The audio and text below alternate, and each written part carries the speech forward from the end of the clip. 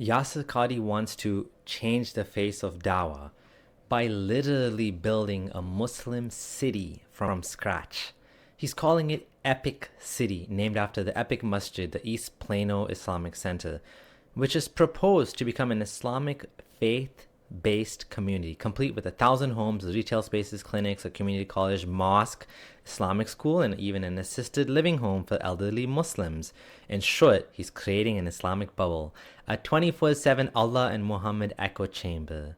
He's bringing a little piece of Pakistan and Saudi Arabia and Yemen into the heart of America, in Texas, of all places, 402 acres of land, 40 minutes outside of Dallas.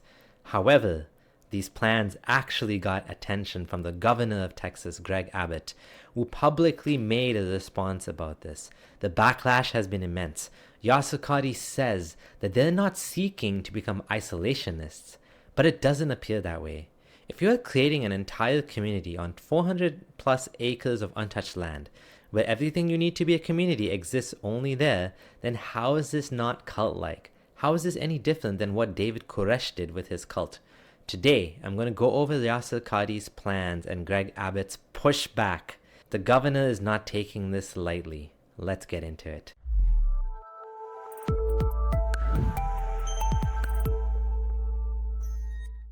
Greg Abbott, the governor of Texas, is coming for Yasir Qadhi and his epic city plans.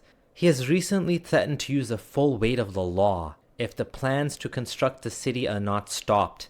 Governor Greg Abbott directed Texas Rangers to open a criminal investigation into the group behind a Muslim-centric housing development in Collin County. The governor said a proposed housing development referred to as Epic 2 potentially violates Texas criminal law. The land itself has not been touched yet and there's no construction happening to date, but they've already collected a bunch of money.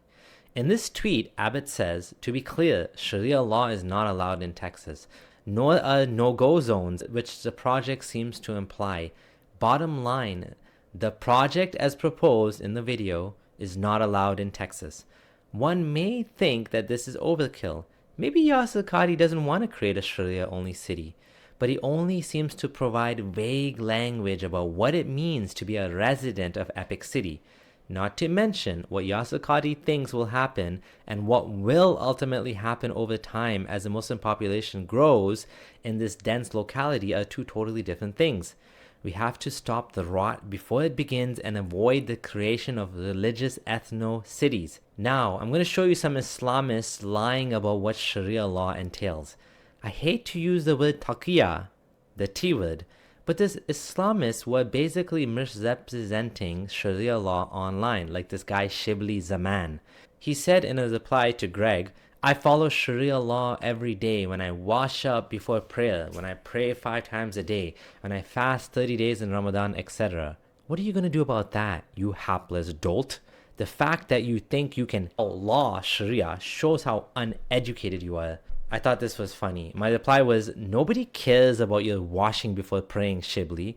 What they care about is when it impacts others. Mothers, for example, don't get custody post-divorce. Men can unilaterally divorce. Inheritance laws are unfair. Gender segregation, and etc. I could go on. Shibli balked me right after this. He doesn't want to be challenged by someone that can see through their lies, I guess. Another individual, Johnny UTD, whatever that means, wrote, Sharia law is for Muslims and Muslims only. The fear-mongering from far-right groups is wild. Just talk to Muslims and they'll tell you themselves, crying emojis. Lies again. Sharia law does encompass praying and fasting, but it affects treatment of non-Muslims, kafirs, dhimmis, munafiqeen, etc. Not to mention that applies to Muslims, especially women, that suffer under Islamic law too. That's why they're living in America and not in Lebanon or Saudi Arabia or Pakistan or whatever. And like one of the replies said, until you become the majority, then you impose it on everyone, which is also true. Until Muslims are willing to openly condemn Sharia law, not the praying and fasting parts, obviously, like the straw man above by Shibli, but until they condemn it as barbaric and outdated or needing reform, we're always going to have to worry about them wanting to bring it back. Then we have those who are openly admitting to this. The Muslim cowboy, one of the most deranged Muslims out there, is bragging about being able to force Sharia laws on others. He starts with a nice sounding tweet. Greg, as a Texan and a Muslim, I will disobey your state law every day by practicing Sharia law, and I don't give a rat's ass what you think. Did you know Sharia law means being kind to parents? It includes prayer, fasting, all aspects of life. I dare you to stop us. But then within a few minutes shows his true colors and says, I can't wait to force it on you one day. Quick pause here. I'm not saying we can't trust Muslims or all Muslims want Sharia, but I'm saying we can't trust Sharia law to be harmless like the above tweets are implying. Some are more honest about it than others, and other Muslims are just deluded about Sharia law truly entails. Before I continue, subscribe to the channel if you're new here and give a thumbs up to boost the channel. Together we can keep Sharia law away. Okay, what about gated Catholic or Amish communities? Public scrutiny applies to them too, but they aren't trying to build entire cities based on religious law. But Yasir Qadhi says it's open to all. Yasir Qadhi is saying they're not trying to impose religion on anyone, and they're adhering to the Fair Housing Act, which does not allow discrimination based on religion. However, the interesting part of this statement is the fact that when Epic City opened up applications for future housing, they sold a massive amount of houses immediately, all sold out. Now, if it's truly open to all, how did it sell out so fast when all the schools and religious centers are for Muslims? We know who it's sold out to. Assalamu alaikum wa rahmatullahi wa barakatuh. Brothers and sisters, I'm sure many of you have heard of the amazing project that we're doing known as Epic Cities. We are, alhamdulillah, constructing an entire city half an hour from downtown Dallas, literally 30 minutes from our own Plano Masjid over here. It's going to be a city of over 1,000 people. Alhamdulillah, we launched this website last year and we sold the entire phase 1 within days. Because of the demand, we are now opening up Epic Ranches. What other group of people would be desperate to live there and put a down payment on a home other than Muslims? How would non-Muslims even know that something like this exists, especially if they have no affiliation with the Muslim community? What Yasir Qadhi is saying doesn't add up. Obviously, preference is going to be given to Muslims. Yasir Qadhi even says that prospective buyers are basically going to be given individualized assessments to make sure that they are aligned with the goals and safety of the community. In what world do you seek to buy a house and you're given an assessment to make sure that this house you intend on conducting your private life in is aligned with the builder's goals and safety?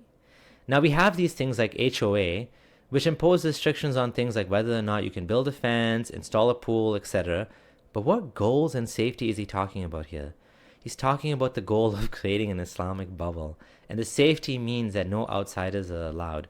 Listen to this clip where he briefly describes the prospective buyers and inheritors of these properties. Brothers and sisters, this is a limited time opportunity. It is an amazing time to invest for the future, not only in yourselves, but of your children after you. We are inshallah ta'ala going to change the entire da'wah scene by demonstrating to the world what it means to be a Muslim living in the West. Here we go. He said it right there. Did you hear that? He's telling Muslims that they'll secure a home for not only themselves, but their future children as well, which means that these homes will continue to be passed down through generations of Muslims, never being sold to outsiders. It'll become a Muslim-only area. Yasir Qadhi can say that they won't discriminate, but we know who is going to get preferential treatment. You're not going to build an entire Islamic community for people that don't share the same religion or values. Also, let's look at this payment plan. With the example on the website, with a lot price of $240,000, you have to make a down payment of $48,000. So there's some people who can make down payments like this for a home. That's not something outside the realm of possibility. But here's where we get some little bit Sharia-like. The website doesn't talk about any financing in the form of a loan, since riba is forbidden. Instead, you have to pay $48,000 every 6 months for 2 years, $8,000 a month. Most people don't have the ability to pay off their home in 2 years. Many of the households will be multi-generational Muslims, and to do something crazy like paying $192,000 towards a home over 2 years is absolutely nuts. And then there's other lots from $250,000 to $450,000 that would be even harder to finance. I wonder what they'll do if they find out that Muslims are using haram mortgages to buy this land. Would they say anything? The illusion of integration. The events that are happening down in Plano, Texas is something to be questioned and investigated. Yasir Qadhi has said that Epic City seeks to be an example of what it is to be an integrated Islamic community in America. But is it integrated? How can you be integrated if your entire life sits on 402 acres of isolated land, where you are surrounded by only Muslims and an Islamic life? A well-integrated community would be exactly that, a community that is two parts of something that create a unified whole.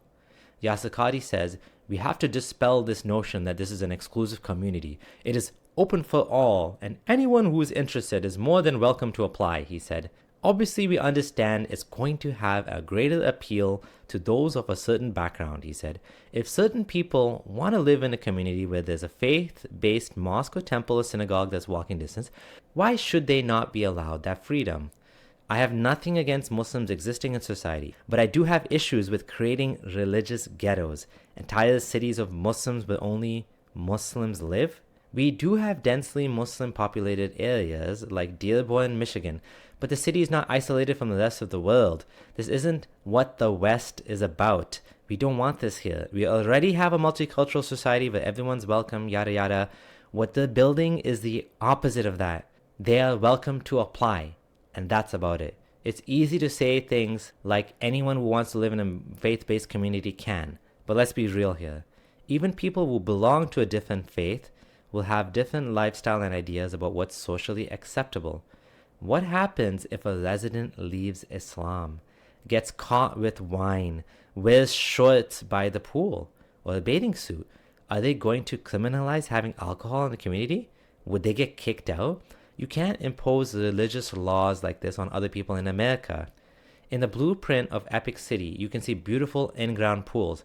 Are they going to ban Christian buyers from wearing a bathing suit in their backyards? Would Christians or Hindus even feel comfortable buying in this area? To say that anyone is welcome just doesn't add up. At the end of the day, he's right. A greater appeal will be to people from a certain background, Muslim background, of course.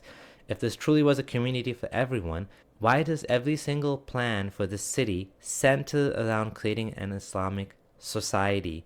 If that's what they want, why are they living in America?